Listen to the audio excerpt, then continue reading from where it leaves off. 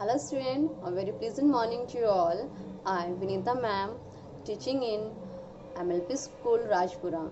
Student, in today's video we will do the cursive writing, that is for the class 6 to 9. Student, I want to share a thing from you that whenever you people are doing writing, firstly hold your pen in very light way, because if you are holding it in tight hand, then through this your hand also get pain, and from this holding your full concentration is on the pen only. You can't concentrate it on your writing. So student, whenever you are going to hold your pen, I think you should hold it like that. Put it in this direction, like that, through with your only two fingers. The first, here you have to put your thumb, then here you have to put your finger, and for the support you have to put your middle finger. Okay student, after that your pen should be here. See, it is not in this center of the hand, it would be in this slant way. If you are holding your pen in a slant way, then you can write it in a very smooth handwriting. Okay student, this was the tip that I was to give to you, that will be very helpful in writing. So student, I hope you will do it, and you will definitely obey my request, that is student. Okay, from this after this we can continue our writing. We will start our cursive writing from our today's thought. So let's start it. Well students, so let's start our today's cursive writing class. We will start from today's thought. Student, don't judge each day by the harvest you reap, but by the seeds that you plant. Said by Robert Louis Stevenson. देखिए student, ये thought किसने बोला है? Robert Louis Stevenson. इनका कहना है कि हमें अपने डोंट जज ईच डे, हमें अपने प्रतिदिन को इस तरीके से जज नहीं करना चाहिए. By the harvest you reap, जो फसल हम काटते हैं हमें अपने डेज को उसके अकॉर्डिंग जज नहीं करना चाहिए. But by the seeds that you plant, कि हमें जो हम बीज बोते हैं उसके अकॉर्डिंग प्लांट्स को जज करना चाहिए. मीन्स जिस तरीके का बीज हम बोते हैं उसी तरीके की प्लांट में हार्वेस्ट फसल आती है.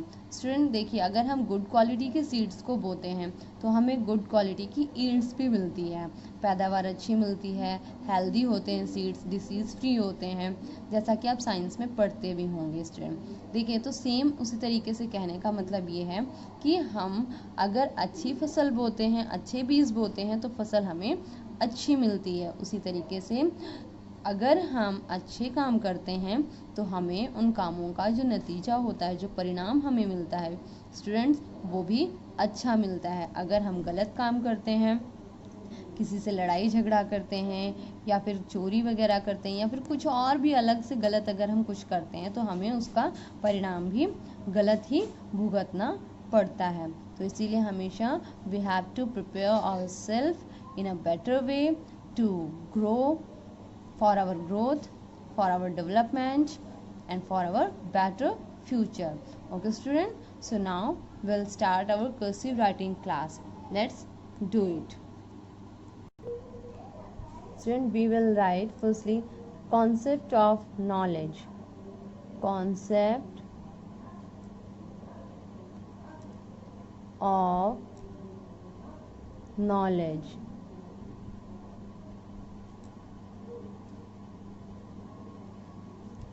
According to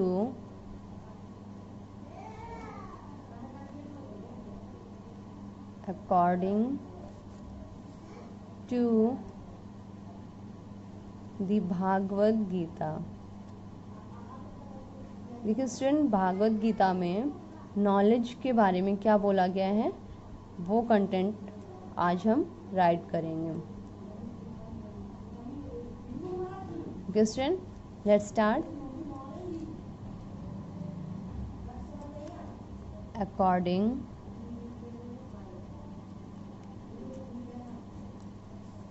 to educational philosophy. Educational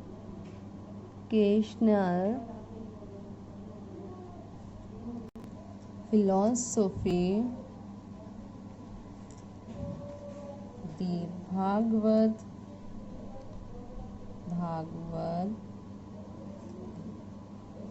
Gita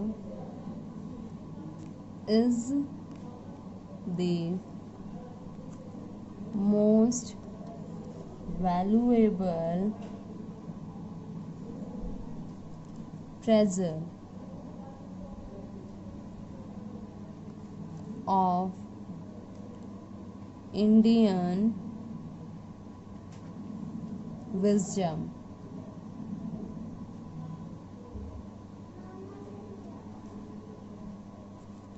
In the Bhagavad Gita, knowledge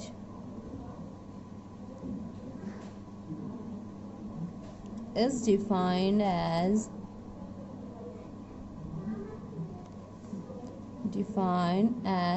put a comma, inverted commas begin, through which we look, through THROUGHS, through which we look at all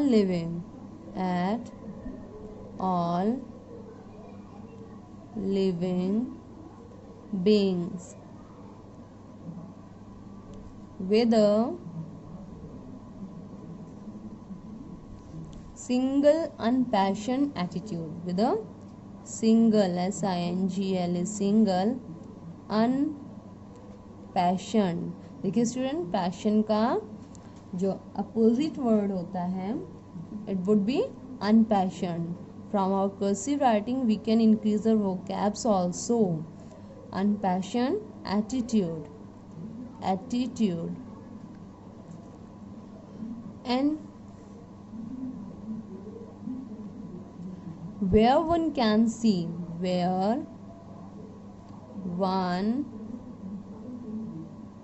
see unity in diversity. What is it? Unity in diversity. You know student, what does it mean? University in diversity means विभिन्नता में भी एकता. Only that is called as pure knowledge.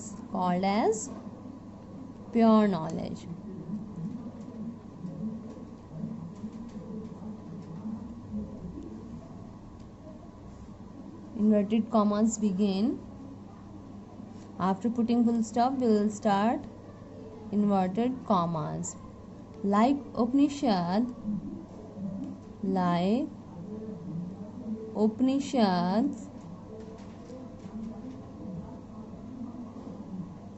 put a comma, in the Gita,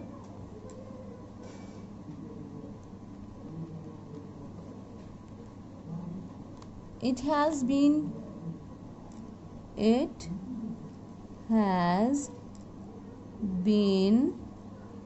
bifurcated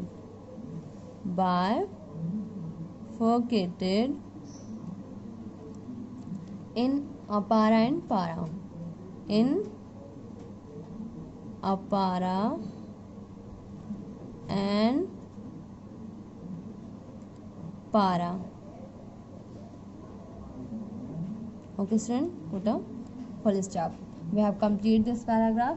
Student देखिए, whatever we have write in this paragraph, it's a very important fact about the knowledge in Bhagavat Gita. कहने का मतलब ये है कि अगर हम educational philosophy के अकॉर्डिंग बात करें तो भागवत गीता जो है हमारे लिए बहुत ही वैल्यूएबल, कीमती खजाना है इंडियन विजडम का। इसमें देखिए नॉलेज के बारे में कहा गया है कि नॉलेज क्या है, through which we'll look at all living being with a single unpassioned attitude and where one can see unity in diversity। यहाँ पर नॉलेज की अगर हम बात करें, नॉलेज से हमें देखिए स्टूडेंट क्या मिलता है कि हम अगर किसी के पास ज्ञान है तो वो हर किसी पर्सन को एक समान देखेगा। यहाँ पर डिफरेंट वेराइटीज़ की चीज़ें होती हैं बट स्टिल दैट इंडिया में यूनिटी है। That is why India is called as unity in diversity. Okay student, through our cursive writing video we can not only enhance our writing skill but we can also upgrade our reading skill. So be attentive toward your writing and toward your reading. Have a good day to all. Goodbye. Good morning students, I Neetu Yadav, your science teacher, welcome all students in our YouTube channel of online classes. So students, as you know, due to this coronavirus, we can start your classes through online method. So students, in July, we can start a new pattern for preparation of your study or for competitive exams as per ordered by Chairman Sir and Director Sir. In this new method, you study about different competitive exams which is studied by your teachers of different subjects. So science you also study by a different method, like you can study through any model or activity or on practical basis. So students, in today's video, which is for class 1st to class 9th, in this video we do an activity which is also you can do at home. In this activity we can see that which object is float or which object is sink in water. So students, let's start our activity. So students, in today's video we start doing our activity. In this activity we know about which substance are float or which substance are sink in water. So students, in this video you see about two bowls, two transparent bowls I have to take for this activity, and also I have to take a spoon, iron spoon, coins, iron metal piece. These are made up of iron metal piece, some piece of wood,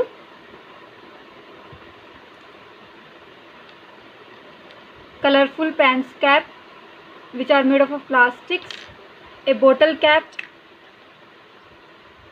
and also a button which are also made up of plastic. I also take a plastic bowl and a rubber bowl. Okay? These are materials which are required for this activity. So students, let's start our activity.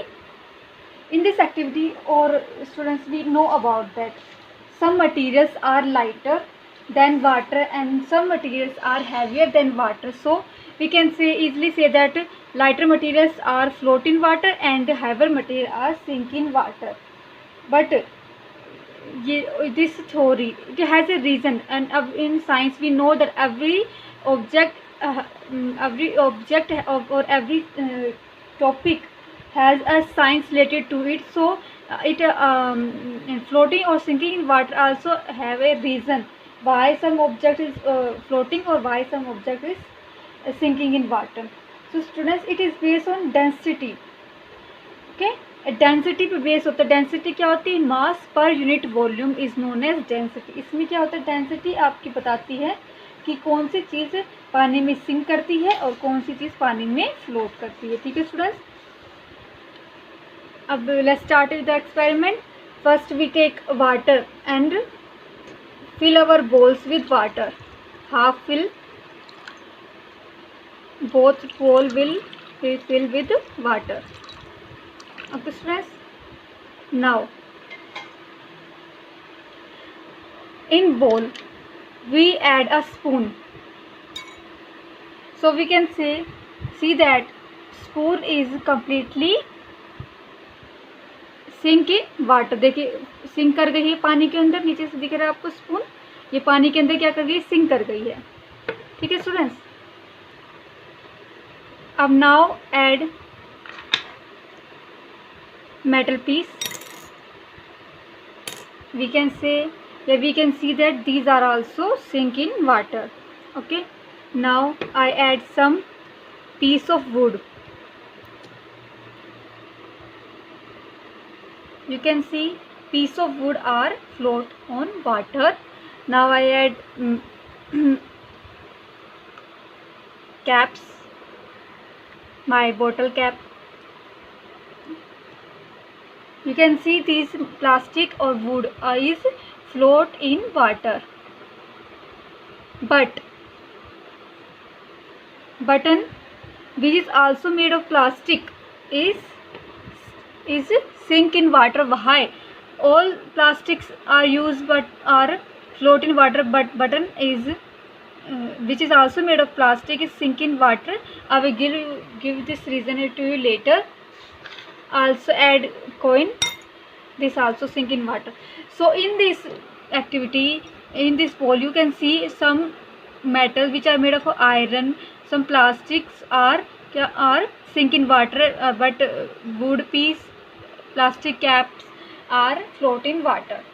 So students, it show a very basic reason about this. What? Displacement. अब displacement is the thing, or in simple reason we can say that to remove and takes place of something is known as displacement. अब displacement के बारे में हम जानते हैं कि कोई भी ऐसी चीज़ जो किसी चीज़ की जगह क्या कर लेती है, गेन कर लेती है, उसे हम displacement कहते हैं. कैसे? Let it aside this bowl and we can take a tray so that our water cannot flow outside. So students, this is plastic bowl. I put it in the water. You can see that plastic bowl is float on water. Now I take out this plastic bowl outside and take this rubber bowl and then I put it on water. So students, you say this bowl is sink in water. Also surface of water increase. अब देखिए surface of water increase हुआ, पहले surface of water इतना था, ठीक है, अब surface of water increase होके ऊपर आ गया है. ठीक है, इससे आपको क्या पता चला है, जितना वॉल्यूम इस बोल का है उसने अपना वॉल्यूम क्या किया है, पानी में जाने का अपना वॉल्यूम ले लिया है, जिसकी वजह से जो सरफेस है वाटर का इंक्रीज़ हो गया. इसलिए हम कह रहे हैं कोई भी रिमूव और टेक्स प्लेस, किसी की चीज़ जगह को वापस से लेना, उसे हम क्या कहेंगे, डिस्प्लेसमेंट कहते हैं.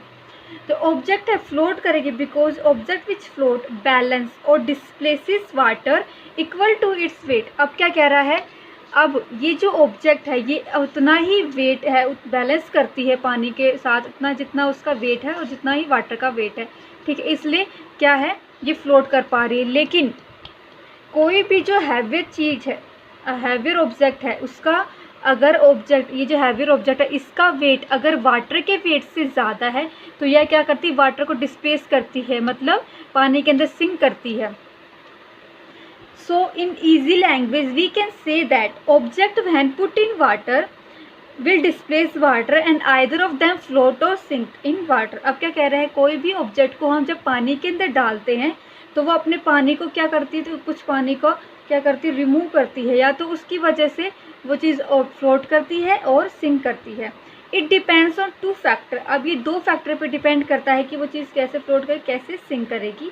For example weight of the object, उस ऑब्जेक्ट का वेट कितना है और उस ऑब्जेक्ट की शेप कैसी है, शेप और आपका वेट ऑफ ऑब्जेक्ट, ये 2 चीज़ें हैं जो डिपेंड करती हैं इस पर कि कौन सी चीज़ फ्लोट करेगी, कौन सी चीज़ सिंक करेगी. अब देखिए ईजिली सा चीज़ है, आपका ये जो स्पून है, ये जो स्पून थी आपकी, ये मेटल से बनी होती है, और जो आपकी शिप है, जो समुद्र में शिप चलती हैं, वो भी क्या है, आपकी मेटल से, आयरन से मिलके बनी होती है.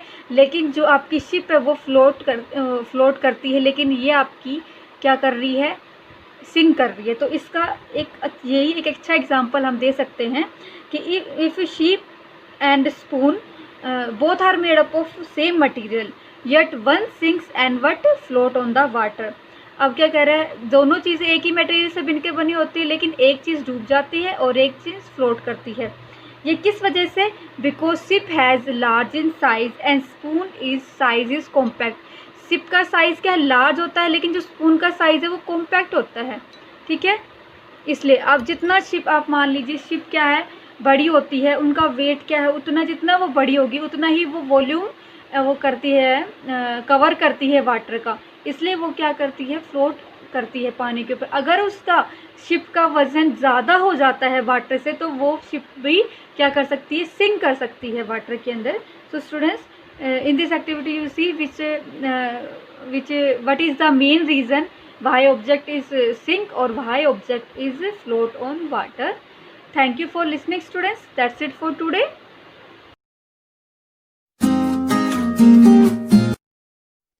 Hello student, good morning everyone. How are you? I hope you are better at your home. In today's class, I tell you some GK questions that generally ask in competitive exams. So student, you have to see the video complete and learn all the question answer and write in your notebook. That help you to crack the competitive exam. So let's start our topic. Hello student, welcome to your online classes of GK by Priyanka ma'am. Our first question, we completed our 30 question in previous video. Then question number 31 is, which is the biggest bird in the world? Answer is ostrich. Next one is, which is the holy river in India?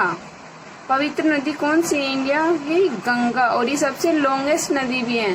Okay, next one is, where is IMA Indian military academy? कहाँ पे है? देहरादून में। Next one is, which is the coldest location in the earth? धरती पर सबसे ठंडी जगह कौन सी है? East Antarctica. Okay, next one is, where is the headquarter of Facebook? कहाँ पे है? Menlo Park, California, United State. Okay, California में है फेसबुक का जो हेडक्वार्टर है वो। और next question, for how many years have the dinosaurs been extinct? Means जो डायनासोर्स हैं, एक जानवर है ये जो धरती पर कितने साल पहले रहते थे? About 65 million years. Next one is 37 question, where is the high court of Andaman and Nicobar islands? Andaman और निकोबार जो आइलैंड्स हैं उनका जो हाई कोर्ट है वो कहाँ पे है? Kolkata. Circuit bench of the at Port Blair, जो इनकी कैपिटल है अंडमान निकोबार की, वो कहाँ पे है? पोर्ट ब्लेयर में। तो वहां। Next one is, NASA's most famous space telescope goes by name? जो फेमस टेलीस्कोप है नासा का उसका क्या नेम है? Hubble space telescope. Next one is, which planet has a revolution time and it's shorter than it's rotation time? ये दोनों different होते हैं, रिवोल्यूशन टाइम और रोटेशन टाइम। तो ये दोनों का सेम किसका होता है? सॉरी, रिवोल्यूशन टाइम है वो शॉर्टर किससे होता है? रोटेशन टाइम से। कौन सा प्लैनेट है वो? Venus. And next one is, which is the country which has the Great Barrier Reef? Great Barrier Reef कहाँ पे है? ऑस्ट्रेलिया में।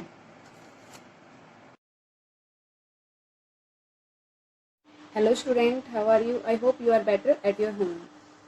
In today's class, I Priyanka Yadav tell you some basics of computer that generally ask in competitive exam. So let's start our topic, MS Word.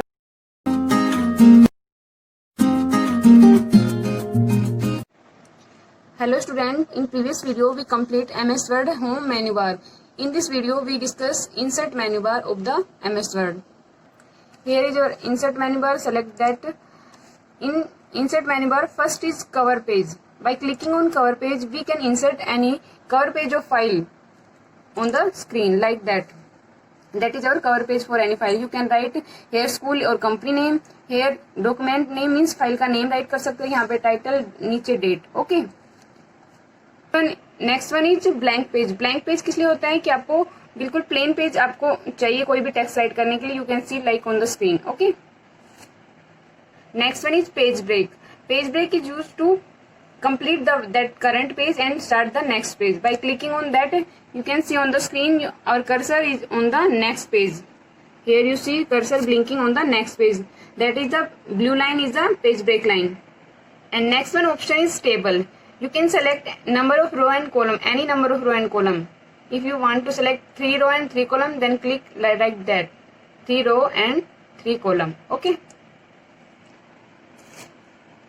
here we see 3 row and 3 column on the screen. By selecting the table, we can change the size of the table. जो इनके column और रो है, इनका width change कर सकते हैं by clicking. Right click करेंगे mouse का और यहाँ से इसका साइज चेंज कर देंगे like that. Okay, you see increase the size of the table. Here we can bold the text in the table, like italic, like other option, color change and other. We can select by dragging number of row and column, and the other option is insert table. Click on insert table, then we can write here number of row and columns. Okay, and next option is draw table. By clicking on that, we can draw a table by row and column. Okay, like that, number of row and column, select draw table, then with the pencil we can select number of row and column like that. Okay,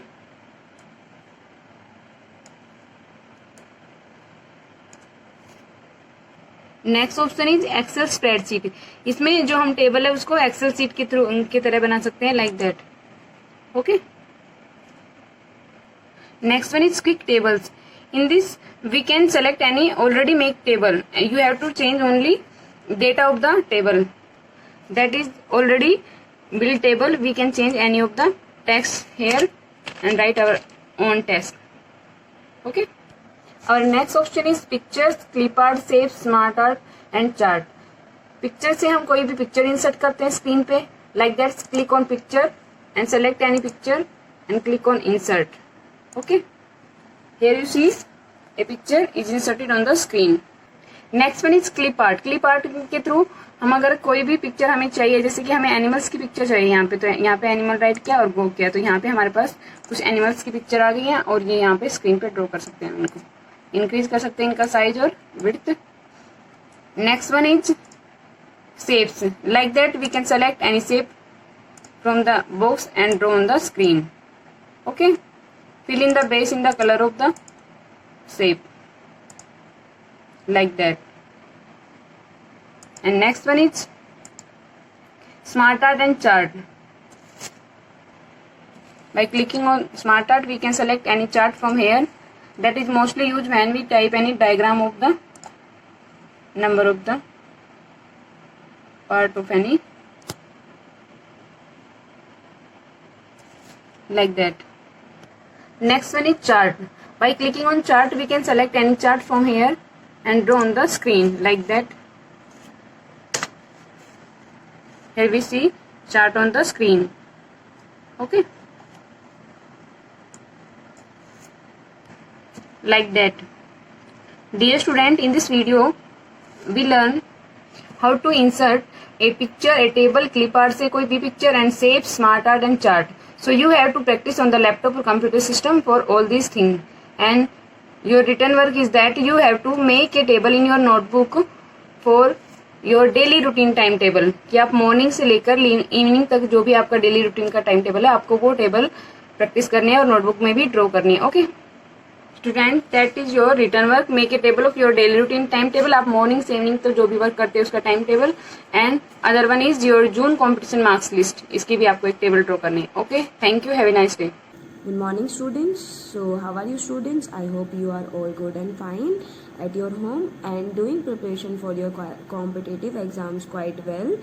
I Anshu Yadav, your maths teacher in MLP School Rajpura, welcome you all to our YouTube channel of online classes. So today's our maths topic is how to find a number that is adjacent on a dice or opposite to a number on a dice. As you all know, in a dice there are 6 numbers on it. So how to calculate which number is adjacent to one number or which is opposite to another number, that is we are going to learn from today's class.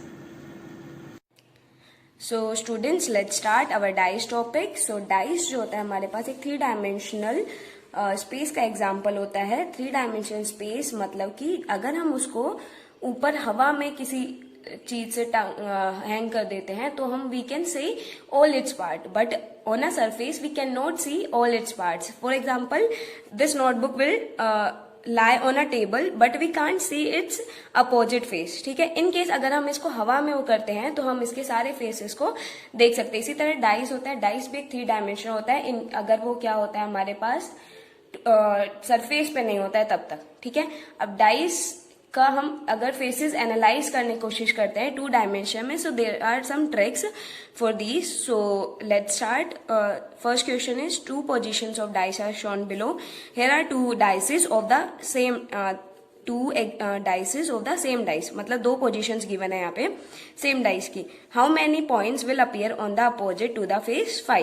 5 हमारे पास face ये है और इसके हमें क्या बताने, opposite कौन सा नंबर होगा हमें वो कंसिडर करना है. ठीक है, फर्स्टली क्या है हमारे पास यहाँ पे हम ढूंढने की कोशिश करते हैं कि जो नंबर कॉमन हो दोनों में. कॉमन कौन कौन से? 1 and 2 भी कॉमन है. ठीक है, लेकिन 1 जो है हमारे पास दोनों कंडीशन में क्या है, सेम प्लेस पे. यहाँ पे भी वो साइड में ही था, इधर भी वो साइड, लेकिन 2 की पोजीशन चेंज हुई है.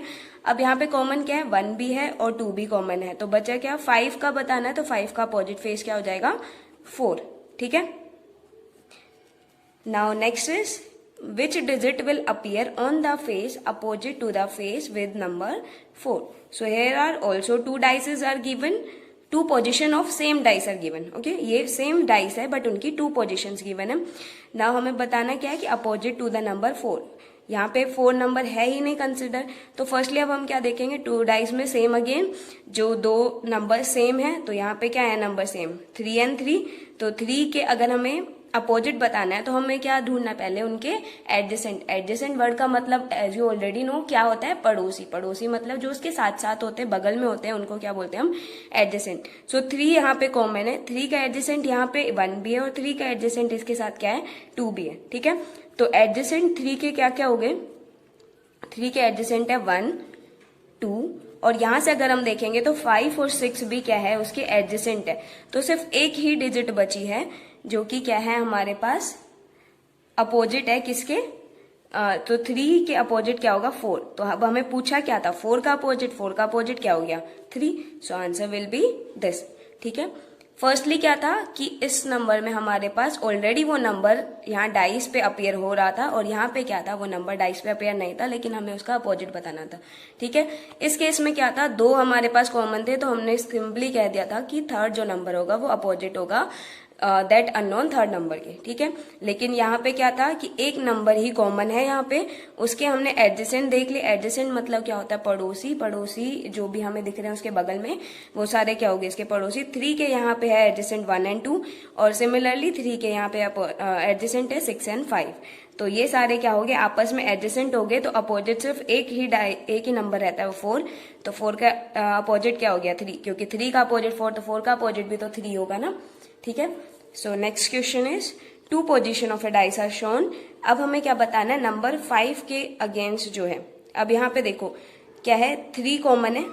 ठीक है, लेकिन 3 कहाँ दिख रहा है, अब सेम पोजीशन पे है, यहाँ टॉप पे ही है यहाँ पे. ठीक है, तो इस केस में क्या होता है कि ये जो 1 है ये इसके सिमिलरली जो साइड पे गिवन है उसके अपोजिट होगा और ये जो साइड है इसके ही अपोजिट होगा. मतलब यहाँ पे 5 का अपोजिट पूछा था तो यहाँ 6 हो जाएगा. ठीक है, so there are 3 conditions of 2 dice. First में क्या था, 2 कॉमन था और थर्ड को हमने क्या बोल दिया था, वो उसके अपोजिट हो जाएगा. इस केस में क्या था, हमारे पास एक ही कॉमन था और सेम उस पे भी था, तो हम बोल सकते हैं सीधा, अगर यहाँ से भी अगर हमें करना है तो 1 का अपोजिट होगा 5 और 2 का अपोजिट होगा 6. ठीक है, और 3 का अपोजिट फिर क्या हो जाएगा, 4. यहाँ से अब हमारे पास 3 तो दोनों एक सेम पे है, तो यहाँ पे 1 का अपोजिट 2, 5 का अपोजिट क्या है, 6.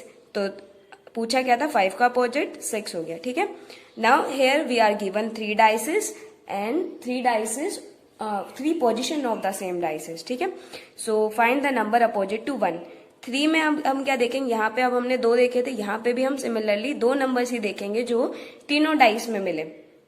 ठीक है, 3 में से एटलीस्ट 2 डाइस पे हमारे पास एक नंबर सेम होना चाहिए. तो यहाँ पे देखते हैं 1 और किसी पे नहीं है, देन 2 यहाँ पे दिख रहा है और यहाँ पे, ठीक है, 3 यहाँ पे और यहाँ पे एंड 5। तो हमें अपोजिट किसके लेना है, 1 के। तो हम इस डाइस को कंसिडर करेंगे फर्स्टली, तो ठीक है, क्योंकि अब हमें 1 यही वाले ही उस पे चाहिए। अब 2 भी कॉमन है और 3 भी कॉमन है, तो अब हम 2 को कंसिडर करते हैं फर्स्टली, ठीक है।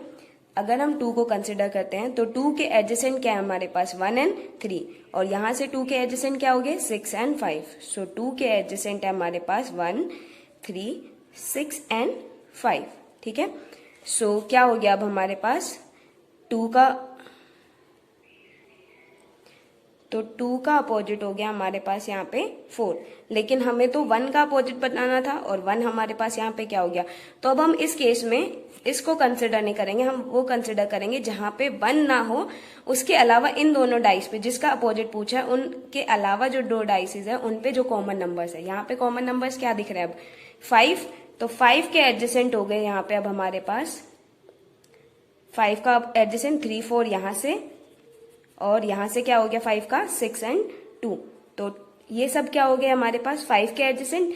अब 5 के एडजेसेंट ये सारे हैं, मतलब पड़ोसी ये आ गए, तो इसका अपोजिट कौन सा बचा, सिर्फ 1। तो इसका आंसर क्या आ गया, 1, ठीक है। सो 3 डाइसेस में हम क्या देखते हैं, जिसका अपोजिट पूछा होता है उस नंबर को, वो नंबर जिस डाइस पे अपीयर हो रहा है उसके अलावा दोनों डाइस पे देखते हैं कि कॉमन नंबर है या नहीं है। जिनमें 2 कॉमन होगा उसके एडजेसेंट ढूंढ लेंगे। एडजेसेंट से हमें क्या पता चल जाएगा कि ये सारे तो इसके पड़ोसी है, तो अपोजिट कौन सा बचा जो बाकी नंबर रह गया, ठीक है। So 5 is the opposite to the number 1। Now your last question is, here we are given 4 positions of the same dice. तो here 3 positions में हमने क्या देखा था कि that number that will common number that will appear at least for 2 dices on 2 position of the dices, ठीक है। यहाँ पे अब हम क्या देखेंगे, जो कॉमन है हमारे पास 3 डाइसेस में पूछा क्या है, अपोजिट टू नंबर 3। 3 के अपोजिट हमारे पास क्या पूछा है, यहाँ पे अब देखो तीनों में ही दिख रहे हैं, क्या है 3 कॉमन सब में है यहाँ पे 3 में, तो हम 3 से ही लेके चल लेते हैं। 3 के अगर हम एडजेसेंट यहाँ से पता करेंगे तो क्या क्या हो जाएंगे, 3 का यहाँ से अगर करेंगे 6 और 5 हो गया, 3 का अगर यहाँ से करेंगे तो 4, 5 हम ऑलरेडी लिख चुके हैं, दोबारा लिखने की जरूरत नहीं, क्योंकि सेम डाइस है उस पर 5 क्या होगा, सिर्फ एक ही बार अपीयर होगा। 3 यहाँ पे भी है, इसमें 1 और 6 इसके एडजेसेंट है, 6 हम ऑलरेडी लिख चुके हैं, तो 1 इज द एडजेसेंट। तो बचा कौन सा नंबर, सिर्फ एक। अपोजिट कौन सा हो जाएगा 3 के, जो एक नंबर रह गया वो क्या है हमारे पास, 2, ठीक है। So that is all for today, thank you, have a nice day. A very pleasant morning to you all. I, Vinita ma'am, your science teacher teaching in MLP School Rajpura, welcomed you to our YouTube channel of online classes. Student, as you know, from the 1st July, we have started online classes for the preparation of competitive exams for you all. Student, by attending these classes, you can prepare yourself up to your best level. Student, so please, it's my humble request to you all, don't try to miss these classes. If you are going to attend these classes, it is definitely sure that you will learn a lot from these. Student, so without delaying, let's start our competitive exams preparation. Today I am going to prepare you from the question 11 to 20. So let's student have a look in these.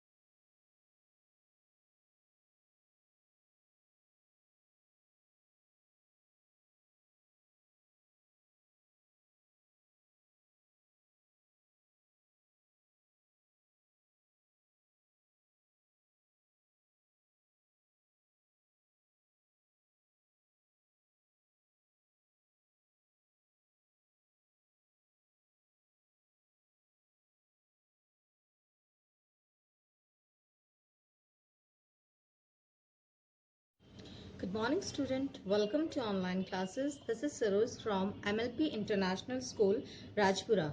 Dear student, we have already started the classes for competitive exams so that student will have knowledge about the same and they can prepare themselves.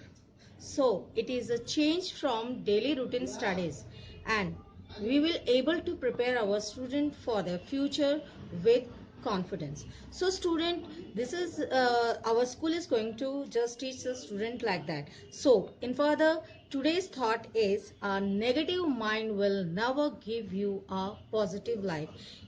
It means that अगर आप किसी चीज के बारे में negative सोचते हो तो आपकी लाइफ में कभी भी पॉजिटिव नहीं होगा, यानी कि नकारात्मक सोच को अपनी बदलिए और जो है सकारात्मक सोच पर जोर दीजिए ताकि in your life so that each and everything will be good.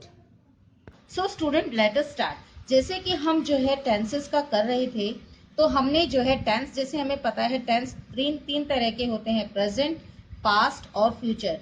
तो अब इनमें जो है हर टेंस में 4 पार्ट्स होते हैं. जैसे कि प्रेजेंट टेंस में हम देखें तो present indefinite, present continuous, present perfect और प्रेजेंट ये परफेक्ट कॉन्टिन्यूअस. तो ये 4 पार्ट्स होते हैं. ये चारों पार्ट ही जो है पास्ट में भी होते हैं और फ्यूचर में भी होते हैं. तो हम जैसे अभी प्रेजेंट का हम चेक कर रहे हैं, तो हमने कल वाले प्रीवियस वीडियो में जो है परफेक्ट का हमने किया. तो आज हम जो है करते हैं ये परफेक्ट कॉन्टिन्यूअस टेंस, यानी कि present perfect continuous tense. So let us start. अब इसकी पहचान, अब हम कहेंगे कि प्रेजेंट परफेक्ट कॉन्टिन्यूअस टेंस को हम कैसे पहचानेंगे. तो इसका क्या है कि बेटा मेन वर्ब के साथ जो है रहा है, रही है, रहे हैं, रहा हूं, तो ये जो है ऐसे जो है वाक्य में प्रयोग होंगे. और जो है साथ ही समय के साथ जो है जो से का प्रयोग होता है. से के लिए जो है हम कौन सा वर्ड यूज करेंगे, सिंस और फॉर का जो है हम यूज करेंगे. अब एग्जाम्पल देखिए, राम 2 घंटे से घूम रहा है. यहाँ पे क्या है, समय के साथ जो है से का प्रयोग हो रहा है और रहा है, रही है, रहे का प्रयोग भी हो रहा है. अब स्टूडेंट, जैसे कि से हमें पता चलता है कि समय का ये प्रयोग हो रहा है, तो इसमें क्या है कि 4 पॉइंट ऑफ टाइम, अब जो है पॉइंट ऑफ टाइम के लिए हम सिंस यूज करेंगे से के लिए. और उसी तरह से जैसे ड्यूरिंग, तो समय 2 तरह से होता है, एक तो पॉइंट की तरफ से और ड्यूरेशन, जिसमें कि अवधि की किस समय से. तो ये है भी टाइम, तो उसमें हम क्या करते हैं, फॉर यूज करते हैं. अब एग्जाम्पल देखिए, जैसे एग्जाम्पल यहाँ पे सिंस 2 AM, 2 PM या 2 o'clock. अब दूसरा देखिए, सिंस यस्टरडे या फिर डे बिफोर यस्टरडे, यानी कि कल से या परसों से. अब देखिए तीसरा एग्जाम्पल, सिंस दैट डे, उस दिन से. तो इस तरह से जो हम सिंस यूज करते हैं. और फॉर में देखिए, for a long, for a while, यानी कि काफी देर से और कुछ देर से. इस तरह से जो है सिंस और फॉर का जो है टाइमिंग से जो है यूज होगा. सो लेट अस स्टार्ट. अब देखिए इसका फर्स्ट जो है अफर्मेटिव सेंटेंस, जिसको हम सकारात्मक वाक्य कहते हैं. In this sentence not is not use and no question is asked, यानी कि अफर्मेटिव सेंटेंस में नॉट का प्रयोग नहीं होता है और इसमें किसी भी तरह का कोई प्रश्न नहीं पूछा जाता. अब इसकी सेंटेंस मेकिंग देखिए, सब्जेक्ट के साथ हैज, हैव या फिर हैव बीन, और फिर वर्ब के फर्स्ट फॉर्म के साथ ING प्लस ऑब्जेक्ट प्लस उसके साथ सिंस या फिर फॉर, फिर प्लस टाइम, जो भी टाइम जो है उसमें मेंशन है. अब सेकंड नेक्स्ट देखिए, थर्ड पर्सन सिंगुलर के साथ जो है हैज बीन यूज करना है और बाकी जो सब्जेक्ट्स के साथ है वो हैव बीन यूज करना है.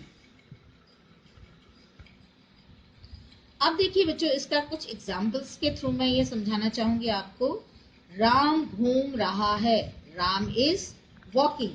ये जो है इसमें जो है परफेक्ट आपको टाइम मेंशन नहीं है, तो ये किस में आ जाएगा, प्रेजेंट कॉन्टिन्यूअस टेंस में. इसका मतलब है कि इसमें टाइम मेंशन नहीं है, टाइम जो है इसमें नहीं दिया गया. अब नेक्स्ट में देखिए, राम 2 घंटे से घूम रहा है। Ram has been walking for 2 hours। जैसा कि इसमें 2 घंटे यानी कि टाइम इज मेंशन, से जो है टाइम बता रहा है ना, कब से, 2 घंटे से। इस तरह से जो समय के, इसमें जो है समय के साथ से का प्रयोग हुआ है। अब नेक्स्ट देखिए, मैं सुबह से खेल रहा हूँ। I have been playing since morning.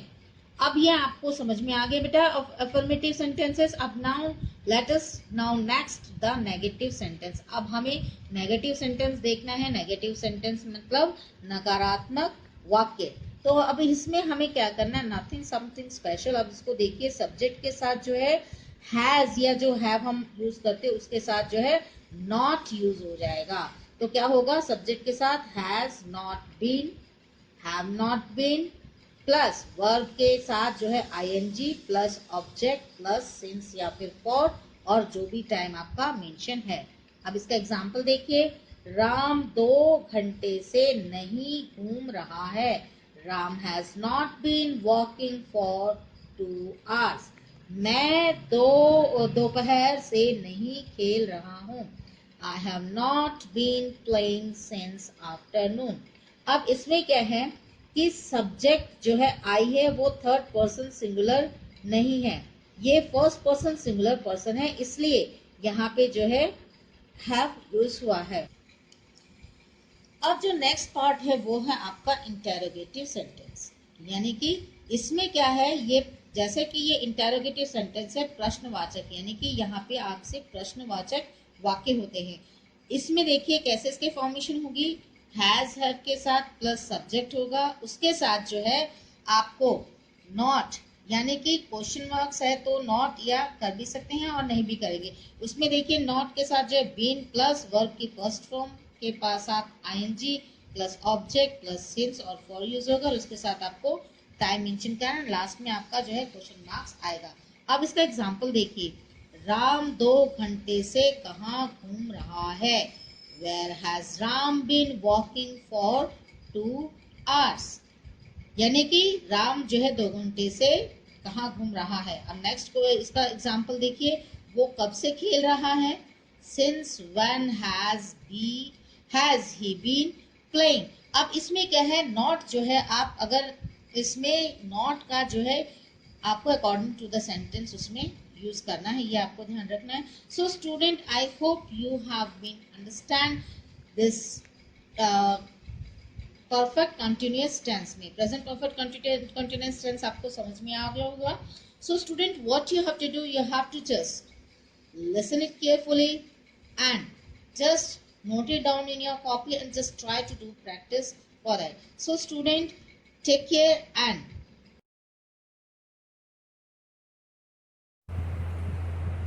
Good morning students, कैसे हैं आप सभी। आई होप आप सभी अच्छे होंगे। हम बेटा कुछ प्रतियोगिता परीक्षाओं की तैयारी कर रहे हैं, उसी से संबंधित जैसे कि नवोदय स्कूल, सैनिक विद्यालय आदि के लिए। तो आज का हमारा टॉपिक है मुहावरे और लोकोक्तियाँ। चलो मुहावरे और लोकोक्तियाँ करते हैं। मुहावरे लोकोक्ति। सबसे पहले मुहावरे,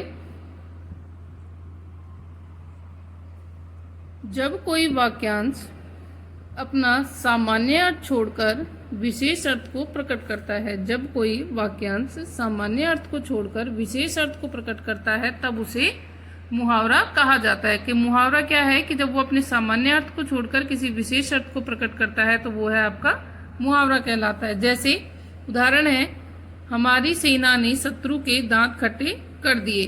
हमारी सेना ने शत्रु के दांत खट्टे कर दिए। तो यहाँ पर दांत खट्टे कर दिए क्या है, एक विशेष अर्थ में है। इस वाक्य में दांत खट्टे करने का अर्थ यह नहीं कि सेना ने शत्रु को कोई खट्टी चीज खिलाई थी जिससे शत्रु के दांत खट्टे हो गए। यहाँ मुहावरे का प्रयोग हुआ है, इसका अर्थ है बुरी तरह से पराजित करना। बुरी तरह से पराजित करने के लिए इसका यहाँ पर प्रयोग हुआ है। मुहावरा शब्द अरबी भाषा का है जिसका अर्थ होता है अभ्यास। मुहावरा जो शब्द है वो अरबी भाषा का है और जिसका अर्थ होता है अभ्यास। वस्तुतः शब्दों का ऐसा समुच्चय मुहावरा होता है जो अपने साधारण अर्थ को छोड़कर विशेष अर्थ को प्रकट करे। तो क्या हो गया इसका मतलब कि जो शब्दों का ऐसा समुच्चय मुहावरा होता है जो अपने साधारण अर्थ को छोड़कर किसी विशेष अर्थ को प्रकट करता है। मुहावरा एक वाक्यांश के रूप में प्रयोग होता है, इसका अर्थ इसका स्वतंत्र प्रयोग नहीं होता। मुहावरा है एक वाक्यांश के रूप में प्रयोग होता है, इसका स्वतंत्र प्रयोग नहीं होता। मुहावरे का सामान्य अर्थ न लेकर लाक्षणिक अर्थ लिया जाता है कि मुहावरा है उसका सामान्य अर्थ नहीं होकर कुछ अलग अर्थ लिया जाता है। मुहावरे के शब्दों को पर्यायवाची शब्दों से नहीं बदल सकते। जो मुहावरे में जो शब्द होते हैं उनकी जगह हम उनके पर्यायवाची शब्दों को नहीं लिख सकते। कुछ मुहावरे हैं आपके। सबसे पहले अक्ल पर पत्थर पड़ना। अक्ल पर पत्थर पड़ना यानी बुद्धि का काम न करना। अक्ल पर पत्थर पड़ना यानी बुद्धि का काम न करना। तुम्हारी तो अक्ल पर पत्थर पड़े हैं, जो इतनी सीधी सरल बात तुम्हारी समझ में नहीं आती। तो अक्ल पर पत्थर पड़ने का अर्थ है बुद्धि का काम न करना, और इसका वाक्य में प्रयोग है कि तुम्हारी तो अक्ल पर पत्थर पड़े हुए हैं, जो इतनी सीधी बात भी तुम्हारी समझ में नहीं आ रही। दूसरा अगर मगर करना। अगर मगर करने का अर्थ है, इसमें मुहावरे का अर्थ है टाल मटोल करना। अगर मगर करने का अर्थ है टाल मटोल करना। इसका वाक्य में प्रयोग है मैंने जब रमेश से अपने उधार लिए हुए रुपए मांगे तो वो अगर मगर करने लगा। मैंने जब रमेश से उधार लिए हुए रुपए मांगे तो वो अगर मगर करने लगा। तीसरा अंगूठा दिखाना। अंगूठा दिखाने का अर्थ है साफ इनकार कर देना। अंगूठा दिखाने का अर्थ है साफ इनकार कर देना। मैं शादी में प्रवेश से कुछ मदद मांगी। मैंने शादी में प्रवेश से कुछ मदद मांगी तो उसने साफ अंगूठा दिखा दिया। तो वाक्य में प्रयोग है कि मैंने, यानी कि आप किसी के भी नाम ले सकते हो कि मैंने उससे मदद मांगी तो उसने अंगूठा दिखा दिया, यानी उन्होंने साफ इनकार कर दिया। चौथा अपना उल्लू सीधा करना। अपना उल्लू सीधा करना मतलब अपना मतलब निकालना। अपना उल्लू सीधा करना अपना मतलब निकालना। रवि अपना उल्लू सीधा करके चलता बनेगा। अपना उल्लू सीधा करना मतलब अपना मतलब निकालना, और इसका वाक्य में प्रयोग है कि रवि अपना उल्लू सीधा करके चलता बनेगा। अक्ल का दुश्मन। अक्ल का दुश्मन महामूर्ख। अक्ल का दुश्मन का अर्थ होगा महामूर्ख। तुम तो स्वयं अक्ल के दुश्मन बने हुए हो, फिर काम कैसे बनेगा। कि तुम तो स्वयं अक्ल के दुश्मन बने हुए, फिर काम कैसे चले बनेगा। तो अक्ल का दुश्मन का अर्थ हो गया महामूर्ख होना। तो सबसे पहले दोबारा से एक बार देख लो कि मुहावरा क्या है। कि शब्दों का ऐसा समुच्चय मुहावरा कहलाता है जो अपने साधारण अर्थ को छोड़कर किसी विशेष अर्थ को प्रकट करता है। मुहावरे हैं वे वाक्यांश के रूप में प्रयोग होते हैं, स्वतंत्र रूप से प्रयोग नहीं किए जाते। ये अपने सामान्य अर्थ को न लेकर लाक्षणिक अर्थ का प्रयोग करते हैं, और मुहावरे में जो शब्द आते हैं उनमें हम पर्यायवाची शब्दों का प्रयोग नहीं कर सकते। आज के मुहावरे हमारे अक्ल पर पत्थर पड़ना, बुद्धि का काम न करना, अगर मगर करना, टाल मटोल करना, अंगूठा दिखाना, साफ इनकार कर देना, अपना उल्लू सीधा करना, अपना मतलब निकालना, अक्ल का दुश्मन महामूर्ख। Thank you. Good morning students, मैं रेनू आपकी हिंदी अध्यापिका। हमारा आज का सुविचार है समय अनमोल है। समय अनमोल है। यह एक ऐसा संसाधन है जिस पर किसी का नियंत्रण नहीं है। कि समय अनमोल है और यह एक ऐसा संसाधन है जिस पर किसी का नियंत्रण नहीं है। लेकिन अगर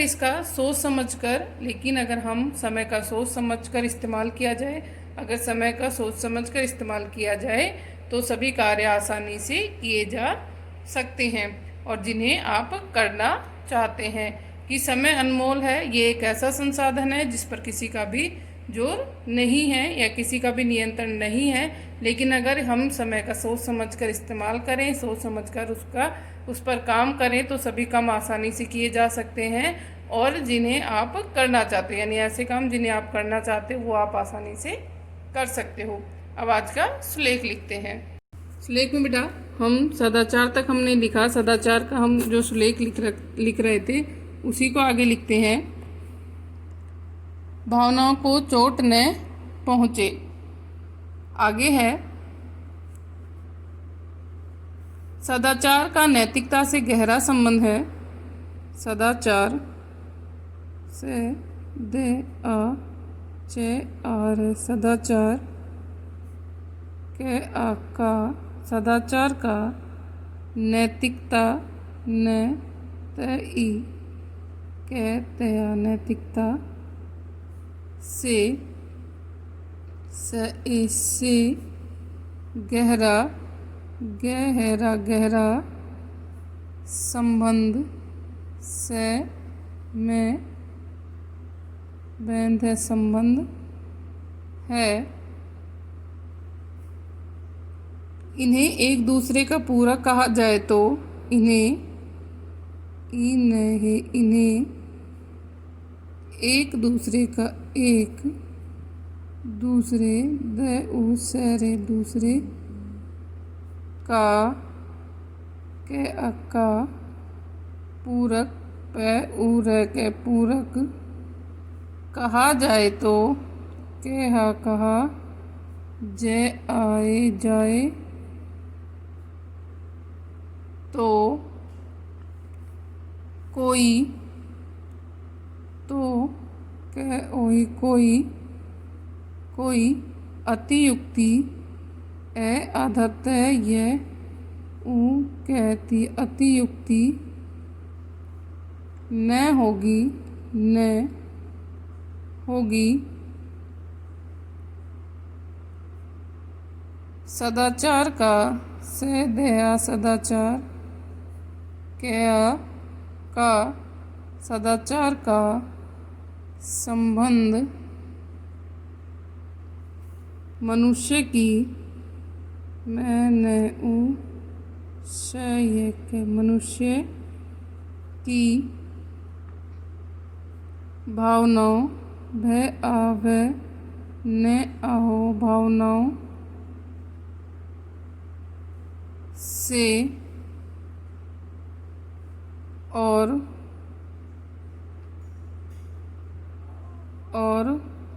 बाहरी आचरण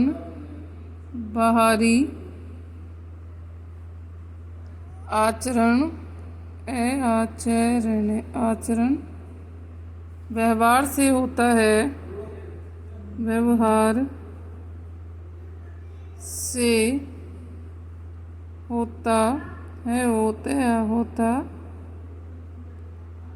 है। ये दोनों एक ही सिक्के के दो पहलू हैं। ये दोनों दोनों एक ही सिक्के के एक है ही सिक्के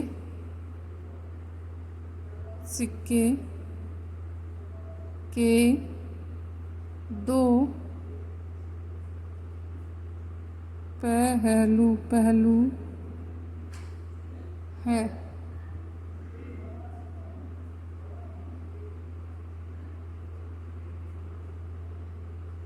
आपको भी इसको आगे लिखना है। Thank you. Good morning students, I am your SST teacher and I teach you the map of India for your competitive exams because map are very important in our education. So we fill 15 states and capitals in our map in previous class. That we fill remaining states in map. Now today's first state is Jharkhand. JHARKHAND. Jharkhand. Capital. Jharkhand की capital है Ranchi. This state is known as West Bengal. WESTBENGAL. West Bengal. मैंने WB से लिखा है और इसकी capital है waste Bengal की कैपिटल है कलकत्ता. ठीक है. अब ये स्टेट है बिहार. BIHAR. बिहार की कैपिटल है पटना. ये है उत्तर प्रदेश जिसको हम यूपी भी बोलते हैं और इसकी कैपिटल है लखनऊ. ये स्टेट है उत्तराखंड जिसको हम यूके भी बोलते हैं और इसकी कैपिटल है देहरादून. Okay students. इसके बाद ये जो एक छोटा सा स्टेट है इसका नाम है सिक्किम. और सिक्किम की कैपिटल है गंगटोक। ओके, उसके बाद ये है अरुणाचल प्रदेश और अरुणाचल प्रदेश की कैपिटल है ईटानगर। ईटानगर के बाद यहाँ पे ये जो है ये है आसाम और आसाम की कैपिटल है दिसपुर। दिसपुर के बाद ये वाला जो है ये है मेघालय, MEGHALYA, मेघालय। मेघालय की कैपिटल है शिलोंग। उसके बाद यहाँ पे ये जो 4 स्टेट्स हैं इनमें आप गलती करते हो, तो सबसे पहले जो स्टेट है वो है नागालैंड, NAGALAND, नागालैंड, और नागालैंड की कैपिटल है कोहिमा। ठीक है, उसके बाद आता है मणिपुर, MANIPUR, और मणिपुर की कैपिटल है इम्फाल। और उसके बाद आता है मिजोरम, MIZORAM, और मिजोरम की कैपिटल है आइजोल। ठीक है, उसके बाद आता है त्रिपुरा, TRIPURA, ये है Tripura.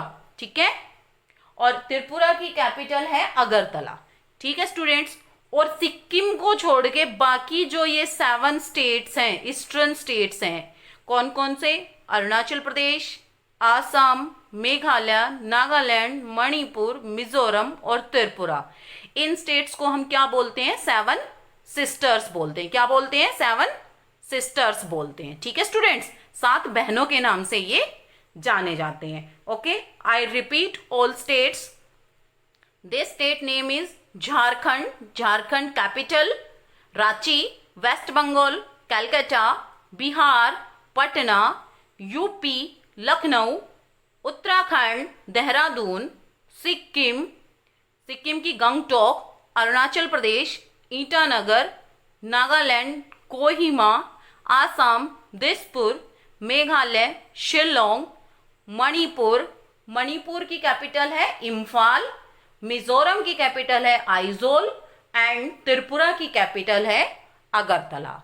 I hope students you understand all the states very well and fill all states, all 28 states in your map and paste it in your notebook. Okay, thank you.